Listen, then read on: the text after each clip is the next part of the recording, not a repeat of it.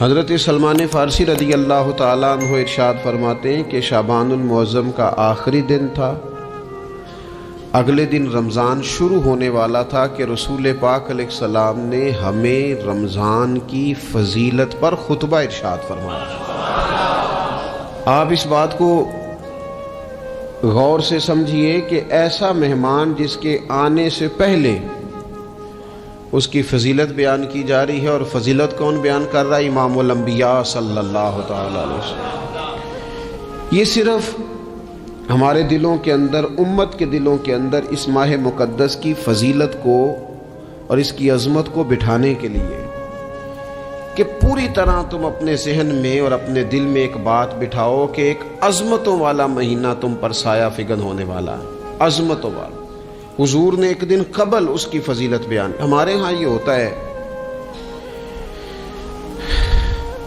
کہ ہم کسی چیز کی اہمیت کو لیتے ہیں لیکن سمجھتے ہیں کہ یہ کوئی روٹین ورک ہے، یعنی نارملی ہر سال رمضان شریف آتا ہے، اپنے وقت کے حساب سے چاند بدلتا ہے اور اپنے وقت پر رمضان شریف آ جاتا ہے۔ ہم سمجھتے ہیں کہ مطلب روٹین کا ایک معاملہ ہے، ایک روٹین کی چیز ہے۔ لیکن اگر آپ اس کو اس نظر سے دیکھیں گے نا کہ اس مہینے کے آنے سے پہلے، یعنی ابھی ایک دن بعد آنا ہے رمضان کو، اور آنے سے پہلے حضرت سلمان فارسی فرماتے ہیں کہ نبی پاک نے ہمیں باقاعدہ بلا کے خطبہ دے کے رمضان کی عظمت ہمارے دلوں میں بٹھا، یعنی فکری طور پر اور ذہنی طور پر امت کو تیار کیا۔ فرمایا تم پر ایک ایسا مہینہ سایہ فگن ہونے والا ہے جو مبارک ہے تمہارے لیے، باعث برکت ہے تمہارے لیے۔ تم اپنے آپ کو ذہنی طور پر تیار کرو کہ ایک ماہ نور تمہارے قریب آ رہا ہے۔ جو رمضان، اسلامی عبادات جتنی بھی ہیں نا، وہ مخصوص پوجا پاٹ نہیں۔ اسلامی عبادات میں سے کوئی عبادت بھی ایسی نہیں جس کا مقصد ہی ہو کہ آپ نے اتنے وقت سے لے کر اتنے وقت تک فلاں عمل کرنا ہے۔ جتنی بھی عبادات ہیں اسلامی، وہ اپنے دامن میں کوئی نتیجہ رکھتی ہیں، کوئی رزلٹ رکھتی ہیں، اس کے ثمرات انسانی زندگی پر مرتب ہوتے ہیں۔ انسان کو تزکیہ نصیب ہوتا ہے، اس کے باطن کو صفائی نصیب ہوتی ہے، اسے خیر کرنے کا موقع ملتا ہے، تربیت کے بہت سارے مواقع اس میں پائے جاتے ہیں، بہت سارے اسرار و رموز کے ساتھ اسلامی عبادات ہیں۔ یہ جو رمضان المبارک ہے نا، یہ جو روزہ ہے، یہ روزہ اپنے دامن کے اندر تربیت رکھتا ہے، تربیت۔ یا ایھا الذین آمنوا کتب علیکم الصیام کما کتب علی الذین من قبلکم لعلکم تتقون۔ اے ایمان والو، تم پر روزے فرض کیے گئے جیسا کہ تم سے پہلے لوگوں پر بھی فرض کیے گئے تھے تاکہ تم تقوی اختیار کرو۔ روزہ تمہیں پرہیزگار بنائے گا، تمہارے اندر سے جو نفسانی چیزیں ہوں گی انہیں نکالے گا، اور اللہ تبارک و تعالیٰ کی طرف تمہارے دل کا رجحان ہوگا، تمہاری روح کا رجحان ہوگا، تمہیں تزکیہ دے گا۔ روزہ انسان کی تربیت کرتا ہے، انسان کو روزہ ذہنی طور پر تیار کرتا ہے کہ اللہ کے حکم کے مطابق کھانا ہے، اللہ کے حکم کے مطابق پینا ہے۔ سب سے بڑا مسئلہ اس دور کا رزق کے حلال کا حصول ہے اور حرام سے اجتناب ہے۔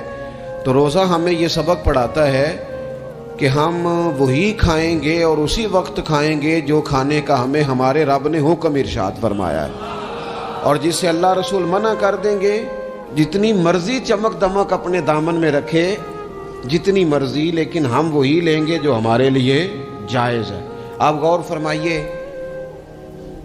روزہ لعلکم تتقون، روزہ تمہیں پرہیزگار کرتا ہے۔ بہت سارے لوگ ایک بات کرتے ہیں کہ عادتیں نہیں بدلی جاتی، یار کوشش کرتا ہوں لیکن میری عادت نہیں تبدیل ہوتی۔ میں آپ کو ایک رائے دینے لگا ہوں، مشورہ دینے لگا ہوں، میں آپ سے یہ عرض کرنے لگا ہوں کہ موقع آیا ہے رمضان شریف کا۔ رمضان میں نا بندہ روٹین میں اپنی عادتیں بدلتا ہے۔ کسی کو سویرے 7 بجے کھانے کی عادت ہے، کسی کو 9 بجے کھانے کی عادت ہے، کوئی صبح ناشتہ نہیں کرتا، دوپہر میں ہی کھاتا ہے۔ لیکن رمضان آیا تو عادت بدل گئی۔ 7 بجے والا بھی نہیں کھا رہا، 9 بجے والا بھی نہیں کھا رہا، دوپہر والا بھی نہیں کھا رہا، سارے سحری میں کھا رہے ہیں۔ عادت بدل گئی، بالکل طبیعت بدل گئی، روٹین چینج ہو گئی۔ کوئی اٹھ رہا تھا صبح فجر میں اللہ کی توفیق سے، اللہ تعالیٰ معاف فرمائے، تو کچھ ایسے بھی تھے جو 9-10 بجے اٹھ رہے تھے، کچھ الحمدللہ فجر پڑھ کے چلو کسی وجہ سے پھر سو گئے، 10-11 بجے اٹھ رہے تھے، روٹین بدلی ہوئی تھی۔ رمضان آیا تو بدل گئی، سارے سحری میں اٹھ رہے ہیں، تہجد کے وقت سب کی آنکھ کھل رہی ہے، بالکل روٹین بدل گئی، حالات بدل گئے، معاملات تبدیل ہو گئے، اوقات تبدیل ہو گئے، دفاتر کے ٹائم تبدیل ہوئے، اسکولوں کے نظام تبدیل ہوئے، مدارس کے اوقات تبدیل ہوئے، ہر چیز کے اندر تبدیلی آئی۔ معنی کیا ہے کہ اللہ نے تمہیں موقع دیا ہے کہ عادتیں بدلی جا سکتی ہیں، اپنے آپ کو تبدیل کیا جا سکتا ہے، لائف سٹائل کو چینج کیا جا سکتا ہے، یہ موقع آیا ہے۔ ایک مہینہ ہے پورا، 2-3 دن 4 دن آپ کی روٹین بگڑ جائے نا سونے کی، یعنی روٹین سے ہٹ کے آپ سونا جاگنا شروع کر دیں تو پھر وہی روٹین بن جاتی ہے، پھر اسی ترتیب سے انسان سارے کام کرتا ہے۔ تو رمضان میں روٹین چینج ہوگی، سارے تہجد میں اور سحری میں اٹھیں گے، تو اللہ کرے نا یہ روٹین قائم رہے۔ رمضان میں تو اٹھتے تھے سحری کرنے کے لیے، تو اللہ کرے روٹین بن جائے اور سارا سال اٹھیں تہجد کی نماز ادا کرنے کے لیے، اللہ کرے روٹین بن جائے، چیزیں تبدیل ہو جائیں۔ وہ لوگ جن کو ڈاکٹر کہہ رہے تھے کہ دوائی بھی کھانی ہے اور پرہیز بھی کرنا ہے، تو وہ کہہ رہے تھے جی دوائی کھانا تو آسان ہے، پرہیز کرنا مشکل ہے، تو بدلنے لگی ہے نا روٹین، آ گیا نا رمضان، پرہیز کا ٹائم شروع ہو گیا، لہذا بہترین فائدہ یہ ہوگا کہ رمضان میں پرہیز ہوگی، ڈائٹ پلان بالکل بنایا جا سکتا ہے، اس میں چیزوں کو بالکل مرتب کیا جا سکتا ہے۔ تو رمضان شریف کے آنے سے پہلے ذہنی طور پر اپنی عادات کی تبدیلی کا پروگرام بنائیں، عادتیں بدل جایا کرتی ہیں۔ رسول کریم دنیا میں آئے وَيُزَكِّيكُمْ، حضور تزکیہ کرنے تو آئے ہیں، عادتیں بدلنے تو تشریف لائے ہیں۔ نبی پاک نے صفائی ستھرائی کر دی، ساری ناپاک چیزوں کو نکال دیا۔ تو روٹین دیکھیں کہ رمضان میں تقوی کے حصول کے لیے اپنی عادات کو تبدیل کرنا ہے، اور اس کے لیے ذہنی طور پر اپنے آپ کو تیار کریں۔ وہ جو کہتے ہیں بچے سویرے نہیں اٹھتے، وہ روٹین بنا لیں، یہ موقع آیا ہے، ابھی سے ارادہ کر لیں کہ جناب ہم نے اس ترتیب سے اپنے گھر کو، ماحول کو، بچوں کو اس ترتیب سے ہم نے مرتب کرنا ہے چیزوں کو، یہ آپ ارادہ کریں، اللہ تعالیٰ مدد فرمائے گا۔ رمضان المبارک کی جو خاص فضیلت ہے، اس خاص فضیلت کو رمضان آنے سے پہلے ذہن میں بٹھا لیں، اور رمضان المبارک پورے کا پورا اس ذوق سے گزاریں کہ ذہن میں بات موجود ہو، ذہن میں کہ دراصل رمضان کیا ہے۔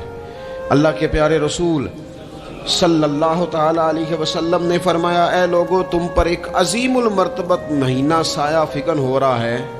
حضور فرماتے ہیں شہر مبارک، فرمایا یہ بڑا برکت والا مہینہ ہے، یہ برکتیں لے کے آیا ہے، یہ رحمتیں لے کے آیا ہے، یہ اپنے ساتھ عنایات لے کے آیا۔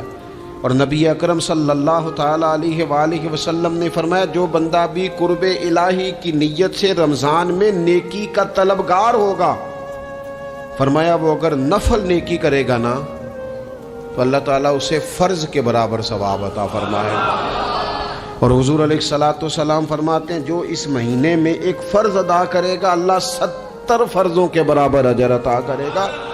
اپنے ذہن میں ایک بات بٹھائی جائے، ذہن میں یہ بات بٹھائی جائے کہ یہ نا برکت والا مہینہ ہے، اس میں میرا ثواب بڑا ضربوں کے ساتھ آگے بڑھے گا۔ ایک ذہن بنایا جائے اور پھر ثواب اکٹھا کرنا شروع کر دیا جائے، پھر وہ ترتیب بنا لی جائے، کاروباری نہیں، روحانی ترتیب، کاروباری نہیں، یعنی نئے سے نئے سٹال نہ تیار کیے جائیں، مہنگائی کیسے کرنی ہے اور کس طرح کر کے کن چیزوں کی آج کل مانگ ہوگی، کس ترتیب سے سودا پہلے ہی خریدنا ہے، مہنگا کیسے کرنا ہے، اللہ معاف کرے مصنوعی قلت کیسے پیدا کرنی ہے، کمائی کیسے کرنی ہے۔ رمضان کے اندر جناب لوگ ساری ترتیب لگا کے، ساری، میرے ایک دوست ہیں میڈیکل کے شعبے سے وابستہ ہیں تو مجھے کہنے لگے کہ ڈاکٹر بھی اپنی روٹین بدلتے ہیں اور معدے والی ساری دوائیاں بھی اکٹھی کر لیتے ہیں کیونکہ رمضان آنے والا ہے، یہ زیادہ لوگ استعمال کریں گے۔ تو وہ ماحول نہ پیدا کریں کہ ہر چیز دنیا داری ہو جائے، ہر چیز دنیا داری نہیں، ہر چیز کو ایک نیا روپ دے دیا جائے اور نیا سے نیا مال کمانے کا سلیقہ بنایا جائے۔ میں اکثر کہا کرتا ہوں کہ رمضان تو اس لیے تھا نا کہ اس میں کم کھانا ہے، تھوڑا کھانا ہے، لیکن اگر بندہ کہے کہ میں نے صبح کا چونکہ کھایا نہیں لہذا اب شام کو اتنا کھانا ہے کہ ہفتے سے پہلے ڈاکٹر کے پاس بھی جانا ہے، میں نے وہ سارا پوری کرنی ہے روٹین، تو پھر وہ مقصد کو نہیں نہ سمجھا، پھر اس نے اس خوبصورتی کو نہیں پایا جو خوبصورتی اس کو دین دینا چاہتا تھا۔ ایک تو رمضان کی فضیلت کو سمجھنا ہے، اور پھر جب ہم روزہ دار ہیں، ہم نے روزہ رکھا ہوا ہے، تو نبی پاک علیہ السلام نے خود اس مفہوم کو کھول کے بیان کیا، فرمایا جس بندے نے جھوٹ نہیں چھوڑا، گناہ نہیں چھوڑا، گویا غیبت نہیں چھوڑی، بدی نہیں چھوڑی، تو اللہ کے محبوب علیہ الصلوۃ والسلام فرماتے ہیں پھر اللہ تعالیٰ کو اس کے بھوکا پیاسا رہنے کی تو کوئی ضرورت نہیں، کیونکہ لعلکم تتقون، تقوی اختیار کرنا تو روزے کا مقصد تھا، اور اگر اس نے وہ بات کو سمجھا ہی نہیں، استاد کے لیے صرف استاد ہو جانا ہی ضروری نہیں، اس کو پھر اپنے منصب کا لحاظ کرنا بھی ضروری ہے کہ میں استاد ہوں۔ والد کا صرف والد ہو جانا ہی کمال نہیں، اس کو پھر اس منصب کے تقاضوں کو بھی سمجھنا چاہیے کہ اب میں ایک باپ ہوں، اب میں روٹین میں وہ آزاد نہیں ہوں کہ جہاں میرا جی چاہے گا جاؤں گا، جہاں میری طبیعت چاہے گی میں کھاؤں گا، جہاں میرا دل کرے گا میں وہ کام کروں گا۔ اب آپ سرپرست ہیں، سربراہ ہیں۔ انسان دیکھیں نا، ایک شخص ہے وہ عالم ہے، علم پڑھ لینا صرف کمال نہیں، وہ اپنے منصب کو بھی تو سمجھے نا، اس منصب کے وقار کو، اس کے لحاظ کو بھی تو سمجھے نا۔ ایک آدمی اگر عمر رسیدہ ہے، بڑا ہے، بزرگ ہے، اور وہ چاہتا ہے کہ میری بزرگی کی وجہ سے میرا اکرام کیا جائے، تو اسے اپنے منصب کا بھی لحاظ کرنا پڑے گا۔ اس کو حضرت سعدی فرمایا کرتے تھے میں نے 18 سال کے بزرگ دیکھے اور میں نے 75 سال کے بچے دیکھے۔ حضور کیا مطلب؟ فرمانے لگے عمر ہو گئی لیکن اپنے منصب کا خیال نہ کیا، عادات بچوں والی رہی۔ اور فرماتے میں نے ایسے لوگ دیکھے جن کو شروع وقت میں ہی اللہ والوں کی صحبت نصیب آئی، تو وہ جو بزرگی ہے وہ پھر عمر کی وجہ سے نہیں ملی، وہ اللہ نے علم اور عمل کی وجہ سے عطا فرما دی۔ تو اپنے منصب کا لحاظ کرنا کہ میرا یہ منصب ہے۔ اسی طرح جب ہم نے روزہ رکھا ہوا ہوگا نا تو پھر ہم نے اس منصب کا بھی لحاظ کرنا ہے کہ میں روزے دار ہوں، پھر خالی بھوکے پیاسا نہیں رہنا۔ رسول پاک صلی اللہ تعالی علیہ وآلہ وسلم نے پتہ ہے روزے دار کی فضیلت کیا بیان فرمائی؟ اللہ کے محبوب صلی اللہ تعالی علیہ وسلم فرماتے ہیں کہ رب فرماتا ہے ابن آدم کا ہر عمل اس کے لیے ہے، روزہ میرے لیے، اور فرمایا میں خود جزا دوں گا روزے کی، میں خود جزا دوں گا روزے کی۔ اور حضور فرماتے ہیں روزہ ڈھال ہے، جو شخص روزہ دار ہو وہ بےہودگی سے، فحش گوئی سے اجتناب کرے۔ اور اللہ کے محبوب صلی اللہ تعالی علیہ وسلم فرماتے ہیں اگر کوئی شخص اسے گالی دے، اگر کوئی شخص اس سے جھگڑا کرنا چاہے تو پتہ کیا جواب دے؟ اسے کہے بھئی میں روزے دار ہوں، میرے منصب کا تقاضا نہیں کہ میں تیرے ساتھ الجھوں۔ اور رسول پاک صلی اللہ علیہ وسلم فرمانے لگے اوہو اتنی بڑی بات۔ حضور فرمانے لگے، یہ صحیح مسلم کے لفظ ہیں، کریم محبوب فرمانے لگے مجھے اس رب کی عزت کی قسم جس کے قبضے میں محمد عربی صلی اللہ علیہ وسلم کی جان ہے، حضور فرماتے ہیں روزہ دار کے منہ کی خوشبو اللہ تعالیٰ کے نزدیک قیامت کے دن مشک کی خوشبو سے بھی زیادہ وقت والی ہوگی۔ اس کے منہ سے جو خوشبو آتی ہے قیامت میں مشک پیچھے رہ جائے گا، اور رب کی بارگاہ میں صرف روزہ دار کے منہ سے، اگر تیرے منہ کی خوشبو رب کو اتنی پسند ہے تو تجھے بھی تو اپنے منصب کا خیال ہونا چاہیے کہ میں نے روزہ رکھا ہوا ہے، میں روزہ دار ہوں۔ اور میرے نبی پاک علیہ السلام کے یہ دو لفظ ہیں نا، وہ صوفیاء ہیں نا، اللہ کے نیک بندے جو ساری زندگی تڑپتے رہے کہ کبھی اے حقیقت منتظر نظر آنا لباس مجاز میں، کبھی مالک ایک دفعہ کبھی تیرا جلوہ ملے، کبھی اے حقیقت منتظر نظر آنا لباس مجاز میں۔ لاکھوں سجدے تڑپ رہے ہیں میری جبین نیاز میں، اور جو ساری زندگی کہتے رہے کہ ہم تو عمر دراز مانگ کے لائے تھے 4 دن، 2 آرزو میں کٹ گئے، 2 انتظار میں، کہ دیکھو انہیں انعام ملنے لگا۔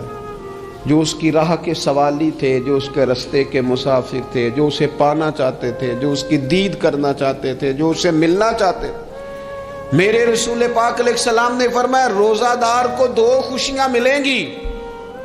ایک خوشی اس وقت ملتی ہے جب وہ افطار کرتا ہے، اور فرمایا ایک خوشی اس وقت ملے گی جب وہ اپنے رب سے ملاقات کرے گا، جب وہ اس سے ملے گا تو اس وقت روزہ دار کو خوشی ہوگی۔ میرے دوستو، خوشی تو جو ہوگی سو ہوگی، لیکن یہ لفظ بڑے حسین نہیں کہ روزہ دار کی رب سے ملاقات ہوگی، یہی لفظ بڑے باکمال نہیں۔ ایک روایت میں تو یہ ہے نا کہ روزہ میرے لیے ہے، میں اس کی جزا دوں گا، اور ایک روایت میں یہ ہے کہ روزہ میرے لیے ہے اور رب فرماتا ہے میں خود روزے کی جزا ہوں، یعنی باقی نیکیوں پر ثواب ملے گا، روزہ رکھنے والے کو رب رحمان ملے گا۔ نبی اکرم صلی اللہ تعالی علیہ وسلم کے امت کے صوفیاء نے نا کچھ چیزوں کو بڑا کھولا ہے۔ عارف رومی کہتے ہیں کہ ایک دن نا محمود غزنوی نے خزانوں کے دروازے کھول دیے اور فرمایا بھئی میں نے آج ہر چیز کھول دی ہے، جو جس چیز پہ ہاتھ رکھے گا وہ اسی کی ہو جائے گی۔ لوگ دوڑے، کوئی سونے کی طرف، کوئی چاندی کی طرف، کوئی جائیدادوں کی طرف، کوئی خزانے کی کنجیوں کی طرف، کوئی بڑے بہترین گھوڑے اور اونٹوں کی طرف، لوگ دوڑ گئے، جو جس پہ ہاتھ رکھے گا اسی کا۔ سب بھاگ گئے، ایاز بیٹھا ہے، نہ وہ حسن میں رہی شوخیاں، نہ وہ عشق میں رہی گرمیاں، نہ وہ غزنوی میں تڑپ رہی، نہ وہ خم ہے زلف ایاز میں، وہ لذتیں کہاں۔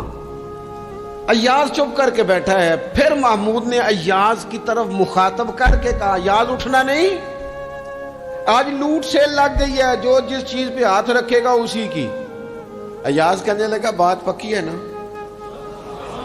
تو محمود خوش تھے، موڈ بڑا اچھا تھا، کہا بالکل پکی ہے۔ تو ایاز کہنے لگے چلو ٹھیک ہے۔ ایاز اٹھے، پیچھے سے جا کے نا تو محمود کے کندھے پہ ہاتھ رکھ دیا، محمود کے کندھے پہ ہاتھ رکھا۔ محمود کہنے لگے یہ کیا بات کا، آپ سے میں نے پوچھا تھا بات پکی ہے، جو جس پہ ہاتھ رکھے گا اسی کا نا۔ تو تھوڑی دیر پہلے مسکراتے چہروں میں آنسو آ گئے، ایاز بھی روئے تو محمود بھی روئے۔ کہا بادشاہ پکا رہنا، وہ جن کو خزانے چاہیے تھے وہ دوڑ گئے، مجھے تو چاہیے۔ لنگ کئی مہینے تے برس گئے تے تیری دید نو دیدے ترس گئے، تیری تو ملے گا۔ تو پھر کہا محمود نے، اس نے کہا میں وعدہ کر چکا تھا، بس ٹھیک ہے، باقیوں کے خزانے اور میں تیرا، طے ہو گئی۔ فرمایا باقی نیکیوں پر ثواب ملے گا اور روزہ رکھنے والے کو رب رحمان ملے گا، اللہ کا قرب ملے گا۔ دیکھو نا، وہ خاص انسان کو کیفیت حاصل ہوتی ہے روزے میں، رب کے ہونے کا یقین۔ وہ جو صوفیاء کہتے ہیں نا مراقبہ کرو، وہ نصیب ہوتا ہے۔ یعنی کسی کو کیا پتہ ہے اس کا روزہ ہے کہ نہیں، اکیلا ہے نا گھر میں، فریزر بھرا ہوا ہے، نہیں نہ کھاتا، کیوں؟ اسے پتہ ہے میرا رب میرے ساتھ ہے، میرا رب مجھے دیکھ رہا ہے۔ بس یہ تصور توحید پکا ہو جاتا ہے رمضان، تو پھر اللہ تبارک و تعالیٰ کی بھی خاص رحمت اور کوئی خاص ہی اعزاز۔ حضور فرماتے ہیں جنت کے کئی دروازے ہیں، ایک باب الریان ہے، اس سے صرف روزہ دار گزریں گے۔ آواز ہوگا روزے والے آ جاؤ، وہ آ جائیں گے، فرمایا اس خاص دروازے سے گزرو، جب گزر جائیں گے تو فرمایا بند کر دو بھئی، اور کوئی نہیں گزرے گا یہاں سے۔ دروازہ ہی مخصوص ہے، ان کا اعزاز ہی ذرا زیادہ ہے۔ تو میرے عزیز، رمضان شریف کے اندر وہ منصب کا بس خیال رکھیں کہ میں روزہ دار ہوں، اس احتیاط کے ساتھ۔ اور دوسری جو رمضان کی چند عبادات ہیں نا، سب سے پہلی تو میں عرض کروں گا تراویح کے حوالے سے۔ یہ بات یاد رکھ لیں کہ نبی پاک علیہ الصلوۃ والسلام نے فرمایا جس نے ایمان اور احتساب کی نیت کے ساتھ رمضان میں قیام کیا، اللہ اس کے پچھلے سارے گناہوں کو معاف فرما دے گا۔ اور ایک مقام پر نبی پاک صلی اللہ تعالیٰ علیہ وسلم نے بیان کیا، یہ مشکات میں موجود ہے، حضور فرماتے ہیں رمضان اور قرآن دونوں قیامت کے دن بندے کی شفاعت کریں گے۔ رمضان کہے گا یا اللہ میں نے اسے دن بھر کھانا کھانے سے باز رکھا اور تیری بارگاہ کے حکم کے مطابق اس نے اپنے آپ کو ان چیزوں سے بچا کے رکھا۔ اور قرآن کہے گا مالک رات میں نے اسے نیند سے روکے رکھا۔ کیا مطلب؟ اس نے کھڑے ہو کے عبادت کی، اگرچہ اس سے مراد شارحین حدیث نے تراویح بھی لیا ہے، تہجد کی نماز بھی لیا ہے، صلاۃ اللیل بھی لی ہے، لیکن میرے عزیز یہ خاص ربط ہے قرآن مجید کے ساتھ تراویح کا۔ مسنون ہے رمضان کی راتوں میں قرآن مجید اور تراویح کا پڑھنا۔ اگر تھوڑی سی نا طبیعت میں صرف تبدیلی پیدا کی جائے، میں نے دیکھا ہے کہ جو لوگ کہتے ہیں نا میرا وقت بڑا قیمتی ہے، بڑی ساری جگہوں پہ آپ کو بیٹھنا پڑتا ہے، بیٹھیں آپ 2 گھنٹے بیٹھیں، 3 گھنٹے بیٹھیں۔ میں نے دیکھا ہے لوگ جاتے ہیں کسی دفتر میں تو رات کو ہی چلے جاتے ہیں، اس علاقے میں کھڑے ہیں، پاسپورٹ کے دفتر کھڑے ہیں، شناختی کارڈ کے دفتر کھڑے ہیں، امیگریشن کی لائنوں میں کھڑے ہیں۔ کچھ ذہن تو بنائیں کہ میں نے رات کھڑے رہنا ہے اور اپنے رب کی عبادت کرنی ہے۔ تراویح کو ذرا ذوق سے آپ اگر تھوڑا ارادہ کر لیں گے نا، یعنی کوئی ایسا مشکل کام نہیں۔ میری تو رائے یہ ہے کہ پہلے 3-4 دن ذرا جم کے ذہن بنائیں اور تھوڑا سا نا روٹین کو بدلنے کی کوشش نہ کریں۔ جس امام صاحب کے پیچھے تراویح شروع کریں، کوشش کریں ساری وہیں پڑھیں۔ روٹین بدلنے سے بھی سستی آتی ہے، ایک دن یہاں گئے 2 دن وہاں گئے، تو یہ روٹین بدلنے سے بھی بعض اوقات سستی آتی ہے۔ کوشش کریں ایک جگہ پہ قرآن شریف سننا شروع کریں اور پھر پورا قرآن مجید وہیں پہ سنیں۔